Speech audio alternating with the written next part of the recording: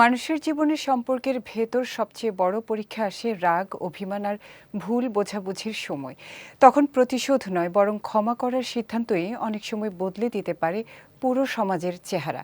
ইসলাম আমাদের শেখায় ক্ষমা শুধু একটি মানবিক গুণ নয়, বরং এটি আল্লাহর কাছে অত্যন্ত প্রিয় একটি আমল। পবিত্র কোরআন ও হাদিসে ক্ষমাশীল মানুষের জন্য রয়েছে বিশেষ মর্যাদা ও পুরস্কারের ঘোষণা। মানুষকে ক্ষমা করলে আল্লাহ কী পুরস্কার দেন সে সম্পর্কে বিস্তারিত থাকছে ডেস্ক রিপোর্টে।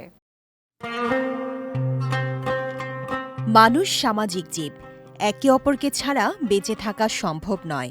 তাই সমাজে শান্তিপূর্ণভাবে বসবাস করতে হলে দরকার সহনশীলতা, ছাড় দেয়া এবং ক্ষমার মানসিকতা।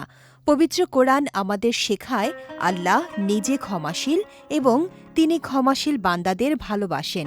তাই একজন মুমিনের অন্যতম গুণ হওয়া উচিত ক্ষমা করা।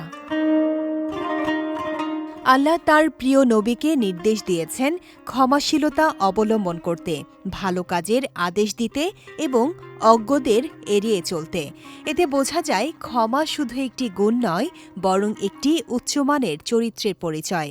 যারা রাগ সংবরণ করে এবং মানুষকে ক্ষমা করে, আল্লাহ তাদের প্রতি সন্তুষ্ট হন এবং তাদের জন্য প্রস্তুত রেখেছেন বিশাল জান্নাত। ক্ষমা মানুষের মধ্যে ভালোবাসা ও সহমর্মিতা তৈরি করে, সমাজকে করে তোলে শান্ত ও নিরাপদ। প্রিয় নবী হজরত মুহাম্মদ সাল্লাল্লাহু আলাইহি ওয়াসাল্লাম ক্ষমার গুরুত্ব তুলে ধরে বলেছেন, যে ক্ষমা করে আল্লাহ তার সম্মান বাড়িয়ে দেন। অর্থাৎ ক্ষমা করা কখনো ছোট হওয়া নয়, বরং এটি মর্যাদা বৃদ্ধির কারণ।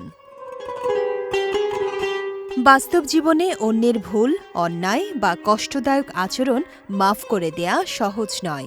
তবুও ইসলাম বারবার ক্ষমার শিক্ষা দেয়। এমনকি নবী সাল্লাল্লাহু আলাইহি ওয়াসাল্লাম প্রতিদিন ৭০ বার পর্যন্ত ক্ষমা করার উদাহরণ দিয়ে বোঝাতে চেয়েছেন, ক্ষমা হতে হবে উদার ও পুনরাবৃত্তিমূলক। ক্ষমা করার মাধ্যমে মানুষের অন্তর পরিষ্কার হয়, হিংসা বিদ্বেষ দূর হয় এবং তাকওয়া বা আল্লাহভীতি অর্জন সহজ হয়। কোরআন বলছে, ক্ষমা করা তাকওয়ার সবচেয়ে নিকটবর্তী গুণ। সংক্ষেপে বলা যায়, ক্ষমা শুধু একটি মানবিক আচরণ নয়, এটি আল্লাহর কাছে প্রিয় একটি আমল।